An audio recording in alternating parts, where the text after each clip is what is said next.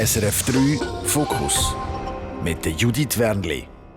Herzlich willkommen zu Fokus mit der Steffi Buchli. Wir kennen sie von SRF Sport, von Führungspositionen in grossen Verlagshäusern. Und momentan ist sie beruflich vor allem in Berlin. Sie ist bei Bild, das ist das reichweitstärkste Medium von Europa und dort für Transformation im Newsroom zuständig. Vorher war sie in einer Führungsposition in der Geschäftsleitung bei Ringe, bei MySport und eben bei SRF Sport. Steffi ist 47, verheiratet und Mami von einer 10-jährigen Tochter. Steffi, schön bist du da. Danke vielmals für die Einladung. Ich habe mich sehr gefreut. Merci. Ja. Hey, wenn man so deinen beruflichen Weg anschaut, dann fällt auf, dich zieht es immer dort her, wo etwas Neues ist, wo aber auch Herausforderungen sind, wo ich denke, wenn man so anschaut, das könnte auch schwierig werden. Wieso zieht es dich so an so Orte an? Ich bin, glaube ich, ein Mensch, und das merke ich auch, wenn ich da zurückkomme ins SRF, wo nie stillstehen. Wiederholung ist für mich etwas, was ich nicht unbedingt anstrebe. Ich habe auch gerne Herausforderungen, die vermeintlich unlösbar sind. Das ist wirklich so. Ich glaube, das ist so. Andere machen vielleicht Extremsport, und für mich ist das immer im beruflichen Umfeld gewesen, dass ich Herausforderungen gesucht habe und das immer geliebt habe, so zu knobeln und nach Lösungen zu suchen. Also du sagst dir, könnte auch unlösbar sein und gleich reizt dich zu probieren? Also ich glaube, ich muss einen Weg zum Erfolg sehen, aber manchmal weiss ich schon im Vornherein, dass die Widerstände sehr, sehr gross sind. Aber das reizt mich dann schon, ja. Weißt du, wie muss ich das auch aushalten? Also aktuell bist du 80% bei Bild, also du bist 3-4 Tage in Berlin. Und es ist ja völlig neu, also ein anderer Ort, eine andere Kultur. Was ist vielleicht das, was auch am schwierigsten ist, am Anfang war oder auch immer noch? Also es war mitunter genau das, was mich gereizt hat. Oder? Ich bin seit und je, seit über 20 Jahren beruflich in der Schweiz tätig, habe dort eigentlich ich sage jetzt mal, für jedes Problem, das sich mir stellt, habe ich einen Lösungsansatz, weil ich das Netzwerk habe, weil ich die Medienlandschaft Schweiz sehr, sehr gut kennen und verstehen, weil ich die Schweiz an sich gut verstehe. Und jetzt den Schritt zu machen auf Berlin in einen Markt, den ich nicht kenne. Wir wissen alle, wie wir reagieren auf die Deutschen, die direkter sind. Das ist neu mein Arbeitsalltag. Das hat sehr Überwindung gebraucht, aber es war genau wieder so ein Moment gewesen. Also plus auch noch natürlich einige Nächte pro Woche von daheim weg zu sein, das wieder zu organisieren, zu merken, geht das für Carly, wie kommt das raus? Das sind alles wieder so Momente gewesen, wo ich gefunden habe, mal möchte ich gerne ausprobieren. Und es ist einmal mehr so ein Schritt aus der Komfortzone gewesen, wo ich dann auch immer sehr schätze, wenn ich merke, die Lernkurve ist sehr steil. Ich habe das gerne. Aber hat es so die Sachen gegeben, die dich auch überrascht haben, die du anders vorgestellt hast oder auch anders gehört hast oder gedacht hast, das ist jetzt doch noch ein bisschen knurziger oder eben easier? Es ist lustig. Ich habe am Anfang wirklich höchsten Respekt vor dem. Das ist, glaube ich, auch etwas sehr Weibliches. Kann ich dort wirklich einen Wert reinbringen? Kann ich denen etwas beibringen? Und ich habe dann sehr schnell gemerkt, ich habe einen Rucksack, der genug gut gefüllt ist, als dass ich dort meine Inputs reingeben kann. Was sind denn so die Inputs von der Steffi? Ich glaube, Change ist ganz etwas Diffiziles. Man kann einfach am Reissbrett Change machen, alle Leute damit überfahren, oder man kann das sehr menschenorientiert machen oder empathisch machen, dass man die Leute mitnimmt auf die Reise. Und ich glaube, das ist eigentlich fast eine Pflicht, so schnell wie wir im Moment alles über den Haufen rühren und Prozesse müssen neu denken. Nicht nur in der Medienwelt, überall, wo KI reinspielt, ist man sich im Moment am Transformieren. Und wenn man das empathisch macht, dann kommt das sehr gut. Mich hat es noch erstaunt, du bist bei Bild eben, du bist Feministin und gleichzeitig weiss man mit den Bildern und den Frauenbildern, die so transportieren, ja, da wird auch immer mal wieder darüber diskutiert. Wie war das für dich? Es ist sehr spannend. Das ist hier schon, als ich bei Blick war, sehr oft eine Diskussion, die ich gegen aussen mit Leuten geführt habe.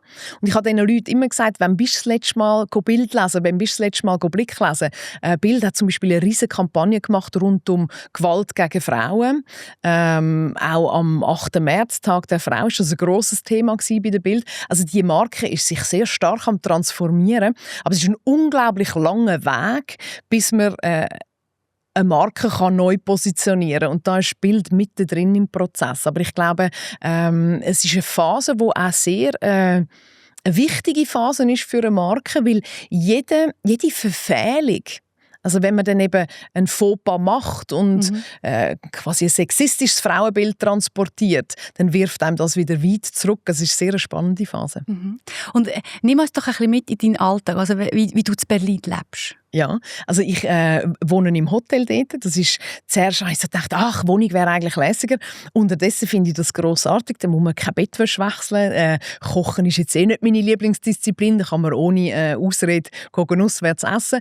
Aber ich muss sagen, es ist sehr eine anstrengende Zeit. Wenn ich in Berlin bin, dann pappe ich mir die Tage fest voll mit Interaktion. Also ich habe sehr viele Meetings, sehr lange Tage. Ich glaube, jetzt, wenn ich in den 30er Jahren mal auf Berlin gegangen wäre, hätte ich das anders gelebt. Da hätte ich wahrscheinlich hauptsächlich in der Nacht auf irgendwelchen Tischen tanzen. Aber es ist natürlich sehr eine pragmatische Herangehensweise. Das heisst, ich arbeite sehr viel, wenn ich dort bin, geniesse es aber dann auch irgendwie noch, laufen zu gehen in der Stadt oder so. Ich bin sehr Fan von Grossstädten und dass ich jetzt mal zumindest Teilzeit in so einer Stadt leben, da geht mein Herz jedes Mal auf, wenn ich so Anflüge über Berlin finde, ich wunderbar. Nebst dem sind es wirklich eben sehr, sehr anstrengende, dichte Arbeitstage. Ist es auch eine Art Stolz, den du spürst, weißt, wenn du so im Flüger auf Berlin gehst und dort schaffst? Ja, ich meine, das ist doch eben, wir haben es gesagt, oder ich habe es gesagt, das reichweitstärkste Medium in Europa. Ja, also ich würde lügen, wenn ich nicht würde sagen, es hat mich gefreut, als die Anfrage kam von der Chefredaktorin von der Bildgruppe, von der Marianne Horn, dass sie gerne mit mir zusammenarbeiten will. Weil das kommt nicht von ungefähr, aber am Ende muss man dann gleich einfach abliefern. Und das ist im Moment, ich bin jetzt ein halbes Jahr dort, da muss man einfach zeigen, dass das ein guter Move war. Mhm. Weil du bist ja in der Geschäftsleitung von Ringe, hast dort eine sichtbare, also eine Machtposition gehabt und bist gegangen, ohne dass du gewusst hast, wie es weitergeht. Wie war das für dich, also zum Aushalten oder auch die Gefühle, die du dort gehabt hast?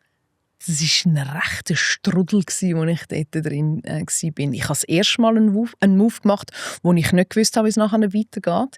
Ich habe manchmal so bin ich mega nervös geworden, weil ich gedacht habe, vielleicht ist das jetzt alles neu gewesen und niemand fragt mehr nach mir. Es ist dann aber zum Glück schnell gegangen, dass sich Leute gemeldet haben, unter anderem die Marion für Bild. Und ich bin in spannende Gespräche hineingekommen. Dann habe ich mich ein bisschen angefangen zu entspannen.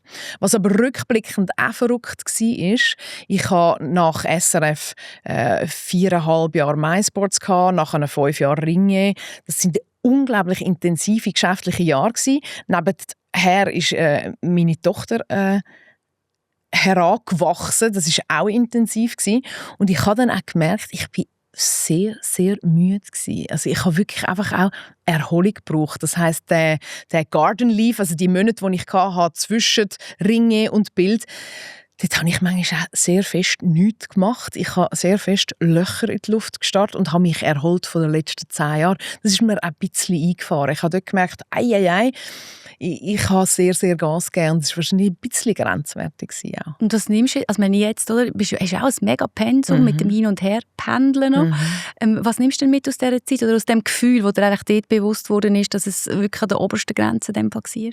Ich habe in dieser Zeit so sehr fest mit mir geschafft und habe wie geübt, was sind so kleine Mechanismen, wo man sich ein gesünderes Leben organisieren kann. Also etwas ganz Kleines. Wenn ich heute aufstehe, mache ich zuerst eine Viertelstunde lang einfach ein paar Übungen für mich. Und das gibt mir einen wahnsinnig ruhigen, guten Start in den Tag. Hätte ich vorher nie gemacht. Dann das Rausfliegen, Wegfliegen hat für mich auch nochmal einen schützenden Effekt, dass ich nicht mit Haut und Haar eigentlich aufgefressen wird von einem Arbeitgeber.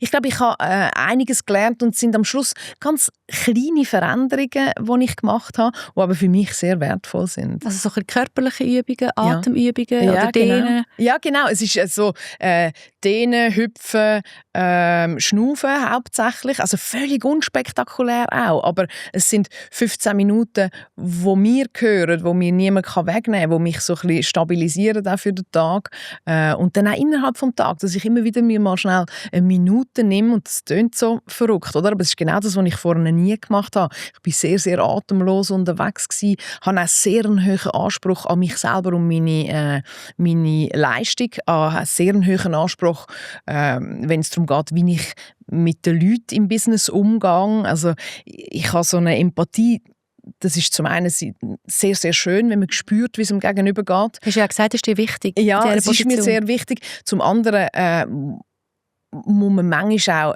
etwas aushalten können, wenn eine Situation nicht optimal ist. Das sind alles so Sachen, die ich versuche zu lernen. Mhm. Ja, und du bist ja schon länger in einem sehr im männerprägten Bereich tätig, eben beim Sport, beim iSports, Geschäftsleitung, bei Ringier. Was hast du gelernt oder wie bist du einerseits nicht nur dort gewesen, sondern hast dich dann auch dort behauptet? Was hat es für das gebraucht?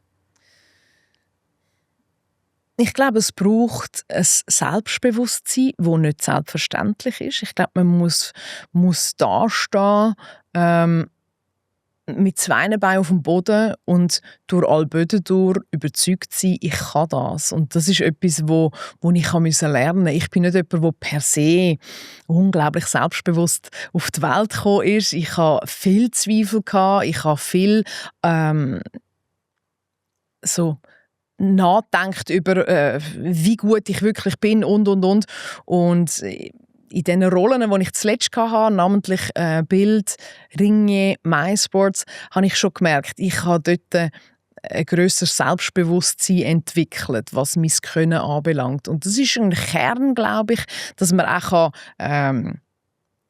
Leute guiden. Also ich glaube, wenn man unsicher wirkt oder die Leute nicht begeistern für etwas, dann steht einem das im Weg. Das heisst, ich habe das sehr stark entwickelt über die Jahre. Ich habe natürlich dort auch, weil das tatsächlich, das Sportumfeld ist eher ein machoides Umfeld war, habe ich auch immer mich behaupten. Das heisst, manchmal auch ein bisschen Ellenbögeln.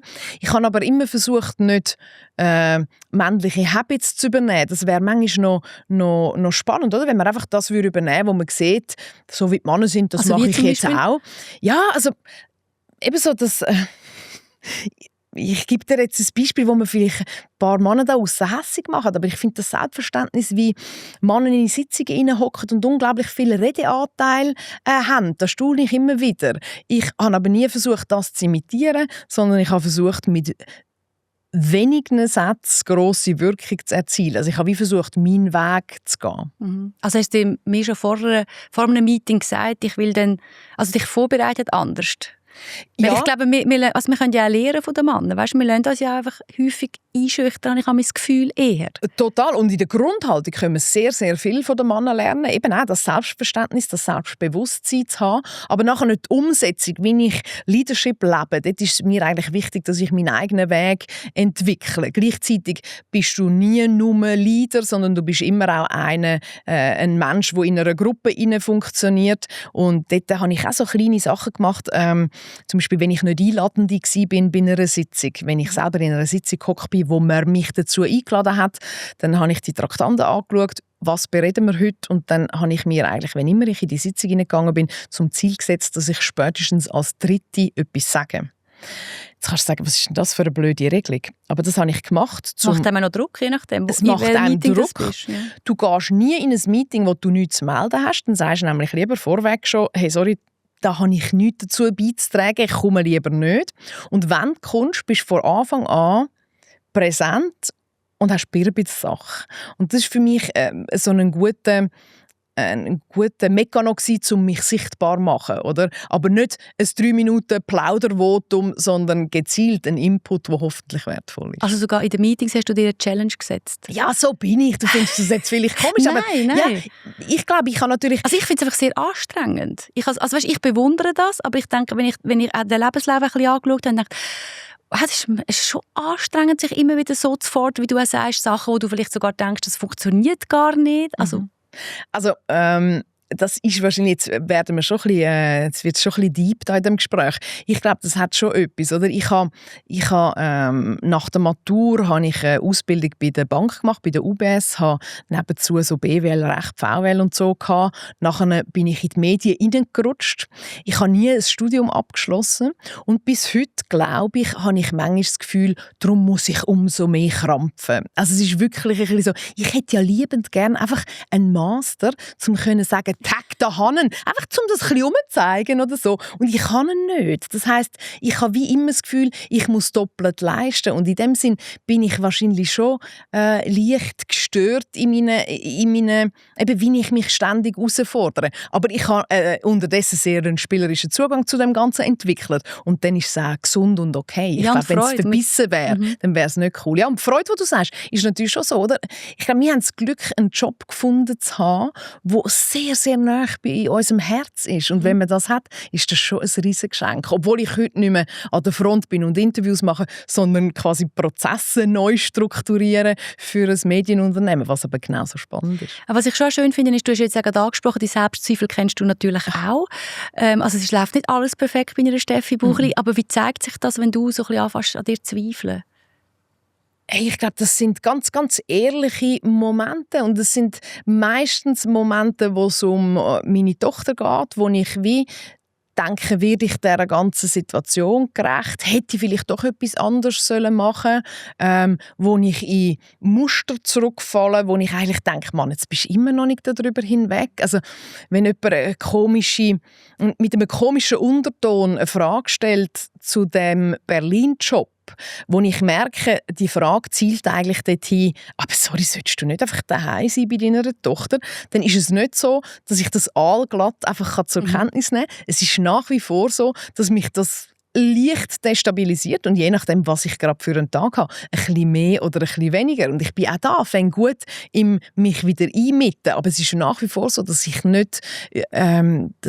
nicht einfach so kann, wie Teflon entgegentreten. Also bist du sehr ein mutiges Mädchen oder weißt, hat dir das etwas vorgelebt? Dass, irgendwoher muss es ja dann kommen, ausser wo du sagst, wo du keinen Master hast. Ja. Also bist du schon, die kleine Steffi schon die gewesen, wo wo als dritte Person etwas gesagt hat oder so im Kinski schon? Also es ist lustig, ich habe mal Maria gespielt, also die von Josef im Krippenspiel. Von dem her. Also sogar gesungen? Nein, tatsächlich. Also sogar gesungen? Gesungen habe ich zum Glück nicht, aber ich habe dort schon quasi eine Hauptrolle angestrebt, das war im Kinski. Nachher in der Schule bin ich oft Klassensprecherin, aber einfach auch, weil mir das nicht Sorgen gemacht hat. Ich konnte vor die Klasse herstehen und für etwas einstehen.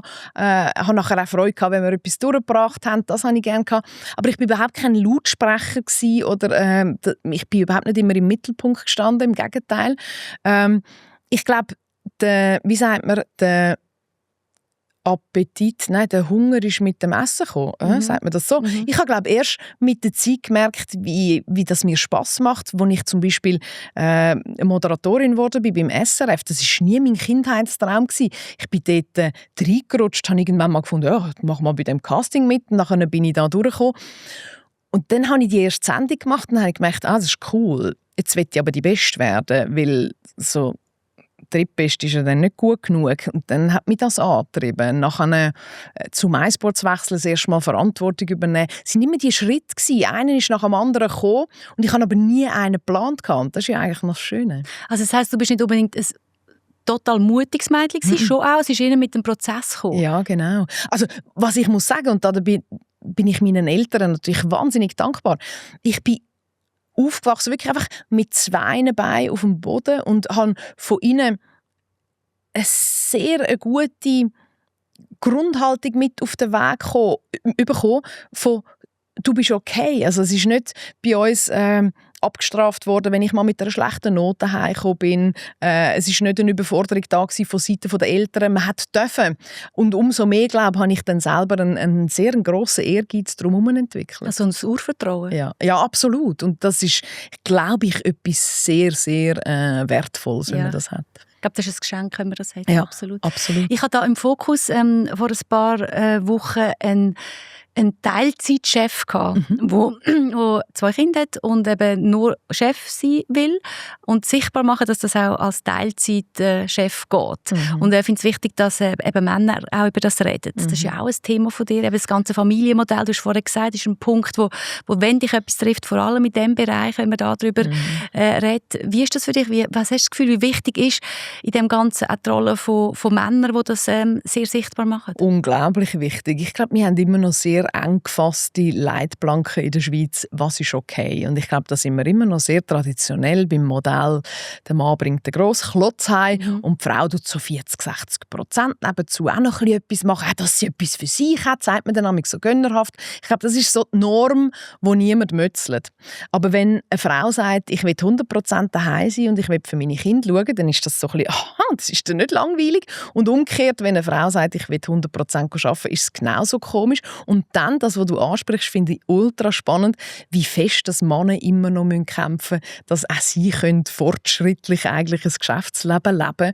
Das finde ich dann nämlich schon recht beelendend, dass wir noch nicht weiter sind. Und ich glaube, dort, und das sind ein paar Branchen natürlich ultrakonservativ, dort hoffe ich schon, dass wir noch mal ein paar Schritte vorwärts machen können. Weil das sollte einfach nicht so sein. Oder? Ich glaube, ich habe so eine Freiheit im Kopf, dass eigentlich, wenn immer ich sehe, dass ein Familiengefüge funktioniert und dass alle Beteiligten glücklich sind, dann ist es okay. Und wer bin ich denn, um der Anwalt zu sein und zu sagen, nein oder finde ich nicht gut oder finde ich gut? Das geht mich gar nicht an. Und am Ende geht es für einen Arbeitgeber darum, dass er Hochleistungsmitarbeiter hat, die zufrieden sind und langfristig zufrieden sind. Und wenn das ein Mann mit 80% besser kann gewährleisten, dann sollte man ihm das möglich machen. Aber es braucht, glaube ich, einfach noch Zeit. Es ist so fest in unseren Köpfen. Und also bei dir auch, du bist jetzt eben 3 bis 4 Tage in Berlin, oder? Dein Mann ist ein bisschen mehr daheim und haben aber auch noch ein Nanny. Was ist vielleicht besser gelaufen, als du gedacht hast, und was ist auch schwierig? Ich glaube am Schluss, und das ist eigentlich meine Grundhaltung in dieser ganzen Jonglierenden, und es ist immer ein Jonglierende innerhalb von einer Familie, Planung gibt einem ganz viel Sicherheit. Das heisst, ich bin schon immer sehr akribische Planerin gewesen, wenn es auch um die Familienorganisation gegangen ist, weil ich gewusst habe, wenn alles safe, so safe wie es mag sein, organisiert ist, dann gibt mir das die Ruhe, um eben im Job abliefern, so wie ich das von mir verlange. Und ich glaube, das ist nach wie vor, auch wenn ich Menschen sehe, die am Rudern sind, wo gerade vieles schief läuft, dann ist meistens, weil die Organisation irgendwie nicht gut funktioniert. Und logischerweise kann man es am Reissbrett machen und dann kommt die Realität dazwischen. Es ist immer so, dass genau beim einen streng ist, wenn er den anderen unterstützen sollte und umgekehrt. Also es ist ja nie optimal. Oder die Grippe kommt dann beim Kind meistens dann, wenn sie gar nicht im Fahrplan hineinpasst. Aber dann kann man auf einer gesunden Basis improvisieren und das ist okay. Aber so die Grundplanungssicherheit, glaube ich, hilft mega. Und dann geht es auch gut. Ist es für dich schwieriger zu gehen oder heimzukommen? Jetzt, du sagst, ich nehme an, in Berlin schaffst du einfach wie eine Wilde, so wie es tönt. Genau. Oder das ist einfach Vollgas. Ich komme mega gerne heim. Das Rausfliegen, das ist oft der Sonntagabend, der späteste Flug, den es gibt, wo ich rausgehe. Und der fällt mir manchmal ein bisschen schwer, weil natürlich einfach daheim sein mit der Carly ist logischerweise einfach das Beste, was es gibt. Und dann rauszugehen, aber das ist eben manchmal schon Sonntagabend, wenn sie dann ins Bett muss, das ist okay. Aber das fällt mir manchmal schon schwer. Und wenn man jetzt so ein bisschen weiterdenkt, dass alle zusammen nach Berlin kommen während des Zeitli, das war nie eine Option gewesen. Es ist noch witzig, auch da hätte es wahrscheinlich Phasen im Leben gegeben, wo ich das ratzfatz quasi reingebracht hätte als Idee. Und jetzt in der 4. habe ich ein bisschen gezögert. Carly ist in der 4. Klasse. Ich finde es jetzt im Moment eigentlich gerade besser, wenn sie die Stabilität hat und unser Lebensmittelpunkt da bleibt. Aber ich würde das auch nicht ausschliessen. Ich finde auch, man darf dort, Kinder sind zu viel mehr fähig, als wir manchmal meinen. Ich kenne ganz viele Sportler-Lebensläufe, wo die Kinder x-mal umgezogen sind und die sind wunderbar rausgekommen. Also ich glaube, man darf da Kind nicht in Watte packen, aber für den Moment habe ich gefunden, es ist besser so. Ja, also euer Familienmodell ist ja von Anfang an öffentlich diskutiert worden, auch kritisiert. Du bist ja relativ hochprozentig gleich wieder zurück nach der Babypause. Wie ist das für dich, wenn etwas, was ja so privat ist, eben, wir haben es gerade gemerkt, ist aber etwas, wo wenn dich etwas trifft, dann eher in diesem Bereich. Wie ist es, wenn etwas so privat, so öffentlich bewertet wird? Ich war froh um jede Schlagzeile, die ich vor der Schlagzeile von meiner Mutterschaftspause schon erlebt habe. Weil die haben mich alle quasi ein bisschen härter gemacht im Nähen. Also dein Style, deine Frisuren. Jede Frisurschlagzeile bin ich dankbar gewesen, dass ich das mal sage. Nein, ich bin dort froh gewesen, habe ich schon recht viel geübt, apropos exponiert sein. Aber es ist dann gleich Next Level gewesen, weil es eben so das tiefste Innere eigentlich von unserer Familie getroffen hat. Da habe ich schnell ein bisschen gebissen. Aber im Nachhinein habe ich nachher nie... Ich hätte ja aufhören können, darüber zu reden. Aber ich habe nachher eigentlich... Das habe ich auch im Vorgespräch, weil ich habe auch so das Gefühl gehabt, ich will jetzt eigentlich mit dir eben über den Job reden. Und ich weiss nicht, das jetzt auch noch reinbringen, ist das auch nicht wieder so, ja, würde sie jetzt ein Mann das fragen? Ja. Da hast du mir genau das gesagt, nein, ist dir wichtig, darüber zu reden? Ja, ich finde, wir haben dort wirklich noch viel zu besprechen, weil bevor es nicht normal ist, müssen wir eigentlich... weiter das Thema diskutieren. Ich komme natürlich dann auch sehr oft in solchen Momenten Feedback über von Frauen, die quasi still am Leiden sind. Und dort merke ich natürlich auch, die Stimme, die ich habe, dank ursprünglich eigentlich dem Job, den ich bei SRF hatte, dass man mich kennt, die möchte ich eigentlich gerne nutzen, um dort in den Köpfen etwas anzukicken. Ich hoffe, es gelingt mir manchmal. Wenn ich lese, was die Leute mir schreiben, dann habe ich es schon ein paar Mal geschafft, bei jemandem einen Gedankengang anzuregen, der nachher nachhaltig etwas verändert. Und dann, glaube ich, sind wir auf einem guten Weg. Und darum rede ich eigentlich gerne immer wieder über das Thema. Und ich finde, es ist immer wichtig, dass man gegen aussen nicht so tut, wie wenn alles, also als bekannte Person, nicht so tut, wie wenn alles ein Klacks wäre. Ich glaube, das Hochglanzpolierte, das schüchtert manchmal die Leute völlig ein. Und sie haben manchmal das Gefühl, bin ich eigentlich die Einzige, die Struggles hat im Alltag. Und wo man dort auch kann sagen, hey, es ist ja bei uns manchmal das helle Chaos.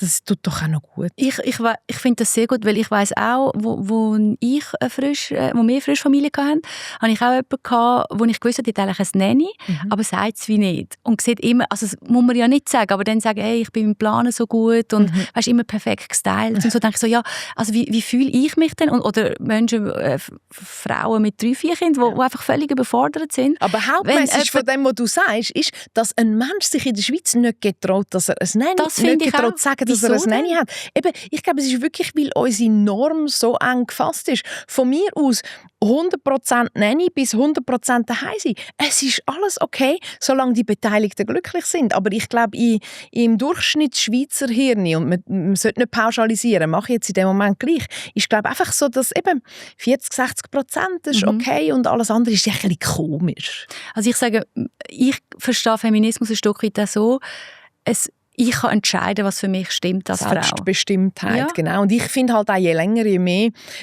Feminismus ist mir immer ein Anliegen, aber Gleichstellung an sich, also ob aus der männlichen Optik oder aus der weiblichen Optik, finde ich beides eigentlich ein super Thema. Ja, jetzt bei dem Vater eben auch im Fokus genau. ist, der liegt ja auch unter dem. Und es hat viele Kollegen, die getrauen sich auch gar nicht zum Chef gehen und sagen, oder zum CEO, hey, ich will es so leben. Ja, genau. Ja. Also ich glaube natürlich auch so, apropos Leadership-Kultur, auch da gibt es noch sehr, sehr viel, wo man weiterentwickeln könnte. Ich glaube, es hat immer noch sehr viel Toxisches in der Führungsetage mit drin. Eben so eine gestellte, übertriebene Hochleistungskultur. Ich kann zum Beispiel nicht mehr hören, wenn Manager sagen, ich schlafe 4,5 Stunden und mache 16 Stunden Sport pro Tag. Weil ich glaube es einfach nicht. Und es langweilt mich, der Speech. Es ist so, was bringt uns das, wenn wir so etwas Druck. Als Leaders oben transportieren? 4,5 Stunden schlafen, 16 Stunden Sport machen und 52 Stunden arbeiten pro Woche. Was ist denn das? Was wollen wir mit dem sagen? Oder am Morgen um 3 Mails verschicken, dass am 3:30 am Morgen der Mitarbeiter das Gefühl hat, er müsse antworten. Bringt irgendwie nichts. Was ist denn für dich das Wichtige beim Leadership? Also nicht so etwas rausnehmen musst, das ist wirklich Steffi und dem möchte ich treu bleiben. Ich glaube, du musst einfach wissen, dass du mit allem, was du machst, Vorbild bist. Und wenn du in der Nacht um 3 Mails verschickst, dann haben deine Leute das Gefühl, ich muss auch in der Nacht arbeiten. Also es ist alles ein Signal. Das heisst, so kleine Sachen. Es hat wieder mit Empathie zu tun, oder? Dass man zum Beispiel nicht einfach rücksichtslos in den Feierabend hinein oder am Morgen vor der 8. irgendwie Termine ansagt, dass man familienverträglich eigentlich eine Agenda setzt. Aber am Schluss wirklich einfach Menschlichkeit. Ich habe sehr oft meinen Mitarbeitern gegenüber auch offengelegt, wenn ich überfordert war oder wenn ich zum Beispiel unvorbereitet in eine Sitzung gekommen bin, dann habe ich gesagt, hey, ich muss ganz ehrlich sein, ich bin nicht so gut eingelesen wie sonst. Kannst du mir schnell sagen, was sind deine 3 Hauptthemen? Und dann habe ich schnell 3 Minuten Anlauf gebraucht, nachher sind wir in die Sitzung hineingegangen und ich glaube, das ist besser als so tun, wie wenn. Und was braucht es, dass du das machst? Also das braucht ja auch etwas, oder? Dass du das kannst sagen. Ich glaube, es braucht ich sein, nicht jemandem nacheifern, oder? Ich glaube, ich habe eben viel Leaders zugeschaut. Ich habe nie versucht, jemanden zu imitieren. Ich habe versucht, meinen Stil reinzubringen und dem treu zu bleiben. Und der beinhaltet in meinem Fall auch Schwäche zeigen oder eine Verletzlichkeit zu zeigen. Es bedeutet logischerweise auch immer einfordern. Ich bin sehr eine fordernde Chefin, aber ich glaube, Menschlichkeit im Chefsein, finde ich, ist völlig unterbewertet. Es wird meist noch so ein bisschen als ferner Liefen angefügt. Und ich finde es einfach zentral am Ende. Ich glaube, für einen Chef, der einem respektiert und als Mensch wahrnimmt, geht man eine Extrameile. Für einen, der einfach eine Maschine ist, geht niemand eine Extrameile. Ja, und du hast ja jetzt auch die Möglichkeit, Frauen zu fördern oder eben auch Mütter. Inwiefern machst du das dort? Also was sind die Sachen, die kannst du mitgeben? Ich bedauere, dass ich in den Jahren, wo ich im Sport noch fest war, eigentlich zu wenig Impuls setzen konnte. Immer wenn wir ausgeschrieben haben, haben wir dramatisch wenig Frauenbewerbungen gehabt, dass meine Frauenquote sowohl beim MySports als auch beim Blick nicht berauschend war. Im Gegenteil. Das ist auch die Frage, woher kommt das? Ja, genau. Ich glaube, weil wir es müsste halt wie so eigentlich von der Basis her müssten die Frauen aufwachsen. Wir haben auch an der Basis zu wenig Sportjournalistinnen gehabt, also im Regionalsport und so. Da muss man hart arbeiten. Und nachher glaube ich wirklich, dass es unsere Aufgabe ist als Führungskräfte, eine Kultur zu schaffen innerhalb der Unternehmen, wo diverse Menschen willkommen heisst. Also ich glaube, Newsräume sind traditionell sehr macho prägte, ist sehr eine macho prägte Kultur. Das heisst, es ist eine Kultur von Lautsprechern. Was ich zum Beispiel versucht habe, ist am Sitzungstisch beim Blick, wo ich nachher eine Gesamtleitung hatte, ein Ohr zu haben für die eher introvertierten Menschen oder die leislich Sprechenden, also aktiv die abholen innerhalb von einer Sitzung. Auch das ganze Leute übers Maul fahren oder so, das habe ich eigentlich abgestellt. Das geht einfach nicht mehr. Wenn man so eine Kultur hat, wird man nie eine diverse Unternehmenskultur herbringen. Das sind so die Sachen, wo man dann und es ist nicht einmal irgendwie ein 10-Punkte-Programm oder so, sondern es ist einfach mit gesundem Menschenverstand eine gute Kultur fördern, wo unterschiedlichste Menschen und auch da wieder nicht nur Frau, Mann, sondern auch einfach Menschen mit Migrationshintergrund, Menschen LGBTQ+, irgendetwas. Einfach, dass man wirklich einfach für alle Menschen ein guter Arbeitsort ist. Ich finde es wichtig, auch das mit dem Introvertierten, weil ich weiss, als ich früher ein Radio gemacht habe und ich eine Hörerin oder einen Hörer auf den Sender genommen habe, habe ich wirklich immer gehofft, dass die super gut reden, drankommen. Und jetzt finde ich es so wichtig, dass wir alle sichtbar machen. Ja. Und das ist ja auch, oder? Introvertierte haben sicher auch eine gute Idee, aber die anderen, die halt Lautsprecher, wie du sagst, sind einfach Leute. Laut- und Schnellsprecher, oder? Das ist eigentlich noch verrückt. Man muss eigentlich oft 21, und ich bin selber auch eher ein schneller Redner, das heisst, ich muss manchmal auch 21, 22, 23 zum Warten, bis der Introvertiert etwas kann sagen, weil er meist einfach so gescheite Sachen auf den Punkt bringt, dass man herhören sollte. Ich kann mir vorstellen, dass jetzt so auch jüngere Frauen zuschauen und denken so, ja genau, sie hat so recht. Und gleichzeitig ist ja das immer so in den Köpfen, man sollte alles unter einen Hut bringen, eben Familie, Beziehung, Kind. Wie siehst du das? Gibt es den Hut überhaupt? Kann der genug gross sein? Ich glaube, der Hut ist nie genug gross, aber man kann sich ein Setup basteln, dass es alles machbar wird. Und bei diesem Setup, das müssen wir einfach mal beim Namen nennen, ist eigentlich die Partnerwahl sehr, sehr zentral. Also das heisst, wenn man einen Partner hat, eine Partnerin hat, wo man sich ständig muss entschuldigen muss, für wen man seinen beruflichen Traum verwirklichen will, dass man sich halbwegs vorstellen muss, wenn man arbeiten will, dann ist das wahrscheinlich nicht die Ausgangslage, die man brauchen kann. Also das heisst, es braucht ganz ehrliche Auseinandersetzung.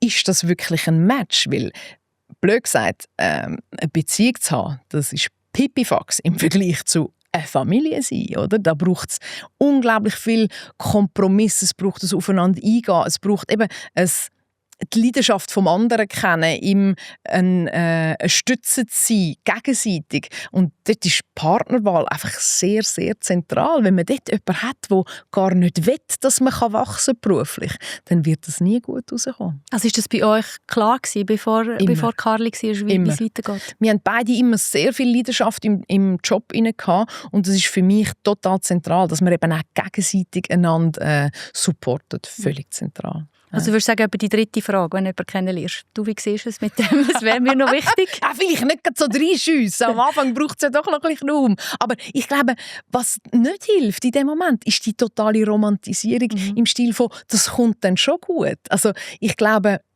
spätestens, wenn man sich entscheidet, eine Familie zu gründen, muss man mal wirklich in den Tag hineingehen. Wie stellst du dir vor? Wie stelle ich es mir vor? Und wenn dort eine grosse Diskrepanz ist, glaube ich, muss man das einfach lieber wahrnehmen in dem Moment, wo man noch reagieren kann, weil es endet einfach im Desaster, wenn es nicht so ist. Oder? Es ist immer Erwartungsmanagement und es ist ganz brutal. Es gibt wirklich Ausgangslagen, wo es nicht gut kommen kann, weil man sich von Anfang an nur enttäuschen würde. Das heisst, das Gespräch ist so ultra wichtig und es ist so etwas von nicht romantisch. Ja. Das ist das Planen, was du sagst, ist ja eigentlich auch nicht romantisch. Ja, nein, überhaupt nicht. Und gleich hilft es einer Beziehung, oder? Ja, absolut. Jetzt ist Carly 10. Ich kann mir vorstellen, wenn jetzt Leute zuhören, die das nicht so auf dem Schirm haben, dass du in Berlin bist und so viel weg von der Familie, könnte es wieder Reaktionen geben? Was ist es bei dir mehr? Die Erwartungen, die immer noch in den Köpfen sind? Oder was ist das, was dich wirklich trifft? Wo du findest, hey, sorry, wir sind im 2026. Ich glaube, in dieser Hinsicht kann mich, glaube jetzt gar nichts mehr erschüttern, weil ich wie sehr ein gutes Gespür habe für die Situation. Ich glaube, ich wäre sofort bereit, etwas anzupassen. Und da gibt es nur jemanden, der eigentlich eine Instanz ist. Das ist innerhalb von unserer Familie. Würde ich immer Rücksicht nehmen, wenn jemand sagt, hey, das stimmt nicht mehr für mich. Aber ansonsten, glaube ich, muss dort niemand reinschwätzen. Aber was mich dann traurig macht, vielleicht so kann ich sagen, traurig macht es mich nach wie vor, wenn ich merke, dass wir noch nicht weiter sind. Ja, weil ich einfach merke, der Weg ist immer noch so weit. Ich bin jetzt 47, ich bin manchmal ein bisschen ungeduldiger als früher. Ich finde wirklich, Kopfverdeckel, jetzt können wir es immer noch nicht besser. Aber eben darum ist es wichtig, dass man darüber redet, dass man eben Mann oder Frau. Ja. Und was ist denn für dich persönlich jetzt noch so die Herausforderung in dem Ganzen, eben unter dem einen Hut bringen? Ich glaube, es ist schon ein bisschen das. Ich bin ein Mensch, der sich sehr stark reinziehen lässt von einer Aufgabe. Ich habe auch, was unsere Familie anbelangt, einen grossen Perfektionismus, wie ich es gerne haben will. Ich glaube, für mich ist es, dort ein bisschen lockerer zu werden. Also das heisst in der Familie, also bist du die perfekt, also weißt, ich kann natürlich auch dort gerne, nein, mehr einfach auch dort Organisation und Kontrolle, oder? Und dort manchmal einfach mal sein lassen und sagen, es kommt dann schon gut, auch wenn ich ein bisschen weniger planerisch zur Sache gehe. Und was gerade so ein bisschen mein Thema ist, das ist vielleicht auch so ein bisschen Midlife-Crisis-Moment, mir gezielt Zeit zu nehmen für mich. Also die 15 Minuten, die jetzt für mich schon der Himmel sind, wenn ich am Morgen 15 Minuten ein bisschen rumgümpeln und noch 2 Dehnübungen mache, das ist für mich schon etwas, wo ich finde, dort habe ich noch ein bisschen Luft nach oben. Hey, stimmt, ich habe im Fall irgendwie nie ein Hobby gelesen von dir. Nein, ich habe auch keins. Aber das finde ich ja völlig okay. Ich habe, glaube sehr früh, oder dass Sportjournalistinnen da sind, das hat wie alles von mir abverlangt. Und das ist so viel Herz auch dabei gewesen, dass ich nie wirklich ein Hobby entwickelt habe. Und jetzt ist natürlich Carly mein grosses Hobby. Das ist, indem wir irgendwie zusammen Sport machen, zusammen gehen lädeln, zusammen schneidern. Das ist eigentlich mein Hobby. Aber so das klassische Hobby, das dann auch sehr viel Raum bekommt, neben dem Beruf, das habe ich nie entwickelt. Vielleicht komme ich dann, wenn Carly so findet, ist jetzt gut, Mutter, dann kann ich dann vielleicht mal eins entwickeln. Das wäre noch spannend. Ja. Ich hätte noch nicht so einen Plan, was es wäre. Hey, ich habe dich noch ganz kurz Fragen. Ja. 4. Entweder oder. Sicherheit oder Freiheit? Sicherheit. Warum hast du so Zweifel? Ja, weißt, ich glaube, in anderen Phasen des Lebens hätte ich noch Freiheit höher gewichtet und jetzt siehst du, wie die Welt abgeht. Es ist völlig gestört und Sicherheit, in der Schweiz können wohnen, im Ponyhof von dieser Welt, ist einfach wahnsinnig. Stark wirken oder verletzlich sein? Das hast du schon ein bisschen gesagt. verletzlich sein und gleich einen guten Schutz haben, dass nicht alles mitten ins Herz geht. Mhm. Plan oder Bauchgefühl? Ach Mann, ich würde so gerne sagen Bauchgefühl, aber es ist in meinem Leben Plan. Durchziehen oder neu anfangen? Hey, neu anfangen. Was ich jetzt da die Möglichkeit hatte, durch dass ich rausgekumpelt bin und nachher schnell in die Lehre gekumpelt bin und jetzt wieder an einem neuen Punkt bin, wo ich finde, hey, wie cool ist das, würde ich sagen, neu anfangen. Wie fest sagt dein Umfeld schon, ja, warte ab, wie lange braucht es noch, bis du schon wieder irgendwie eine neue Herausforderung brauchst?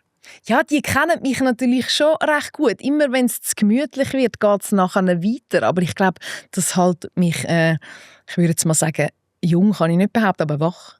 Sehr wach. Du bist eben jemand, der immer weitergeht, der sich den Herausforderungen stellt. Wenn jetzt Carly, deine Tochter, in ein paar Jahren zu dir kommt und sagt, Mama, ich weiss nicht, bin ich auf dem richtigen Weg? Was ratest du ihr oder was sagst du ihr? Es ist noch spannend. Ich beobachte natürlich jetzt schon, im Moment sind es Themen rund um das quasi soziale Erwachsenwerden von einer 10-Jährigen. Auch da merkt man schon sehr viel so kleine Unsicherheiten, Diskussionen, die wir führen. Ich versuche in diesem Thema ganz fest einfach einen Partner zu sein, der zulässt und nicht die grossen Ratschläge gibt, sondern versucht zu verstehen und nachher versucht so ein bisschen Guidance zu geben, ganz fein, einfach versuchen, ihr dort gute Tipps zu geben und schon auch das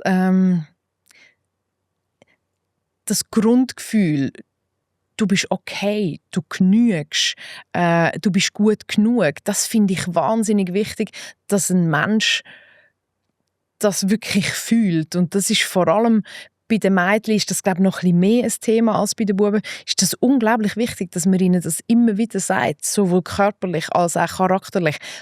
Du bist einfach gut, so wie du bist. Und dort, glaube ich, würde ich auch bei ihr umso mehr nie müde werden, um ihr das immer wieder zu sagen, so wie ich es auch allen jungen Frauen immer wieder versuche zu sagen. Das kann man auch nie genug hören, oder? Ja, ich finde es wirklich. Und es ist noch spannend, oder? Auch oft, wenn ich mit sehr erfolgreichen Frauen rede, die gegen aussen auch wahnsinnig selbstbewusst wirken, ich glaube, die Momente von Unsicherheit, von Zweifel, die haben so viele Menschen. Und wenn man dort kann ein bisschen mehr oder helfen, dass es ein bisschen standfester wird, das ganze Gerüst, dann ist das sehr wertvoll. Helfen und eben gleichzeitig auch das zeigen, wenn man selber mal stoggelt. Ja, unbedingt. Also dort sind wir natürlich auch, ich weiss nicht, wie du das siehst, aber dort sind wir natürlich auch fürchterlich in der Schweiz. Oder? Stolpern wird oft mit Häme quittiert. Hast du gesehen, was dann passiert ist? Mutige Unternehmer zum Beispiel. Geh mal auf Kalifornien, dort wird jeder gefeiert, der 3-mal gestolpert ist, weil dann die Chance immer grösser wird, dass er nachher nicht durch die Decke geht. Und das Hämische, das wir dort haben, oder das auch die Fehlerkultur, oder? Ja, Fehlerkultur ist völlig zentral, finde ich. Dort sollten wir auch noch besser und nachsichtiger werden. Das würde ganz viel ändern. Darum Fehler zugeben und sagen, ja, und ich finde, wenn du nicht so eine Idee hast, aber bist doch der erste Follower, der findet, yes, probier es aus. Unbedingt. Ich glaube, mutige Entscheidungen haben uns eigentlich immer schlauer gemacht und gefestigter gemacht. Oder? Manchmal musst du ja ein bisschen den Weg suchen, wo geht es jetzt durch. Ich weiss noch, zu dem Zeitpunkt, wo ich bei SRF geschafft habe, ich hatte alle coole Sendungen, die man haben konnte. Ich habe aber gemerkt, das zieht mich weg.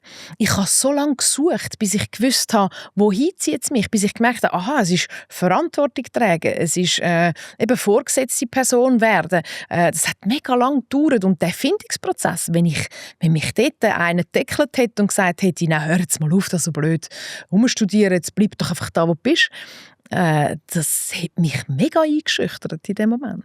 Ich finde es sehr inspirierend, dass eben das nach Neuem suchen, Herausforderungen, auch wenn du das Gefühl hast, wird wahrscheinlich schwierig, aber das gleich zu packen. Also danke vielmals für die Inputs, Steffi Buchli, für das offene Gespräch und weiterhin in dem Fall viele Herausforderungen und gute Projekte. Danke vielmals für die Einladung, es war sehr schön. Danke euch fürs Zuschauen und Zuhören. Das Gespräch gibt es auch als Podcast, überall dort, wo ihr Podcasts hört.